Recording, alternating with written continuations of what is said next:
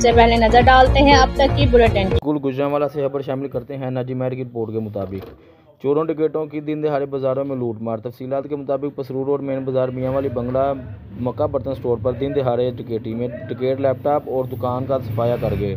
मुतासरा दुकानदार मौलवी अख्तर का कहना था कि मेरा बड़ा बेटा हबीब अख्तर दुकान पर मौजूद था।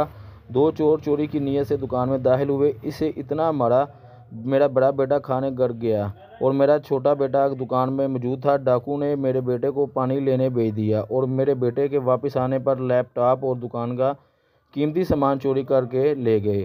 मुतलका थाना में दरख्वास्त काटी जा चुकी है लेकिन अभी तक चोर नहीं पकड़े जा सके। मौलवी अख्तर का कहना था कि मेरी मुतलका थाना से तावन की पुरजोर अपील है। जी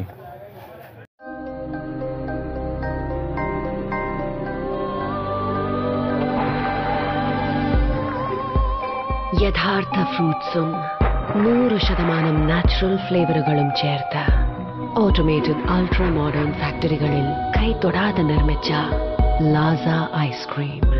ഇത് റിയൽ ഐസ്ക്രീം. ഇത് super natural. Laza Ice Creams since 1970.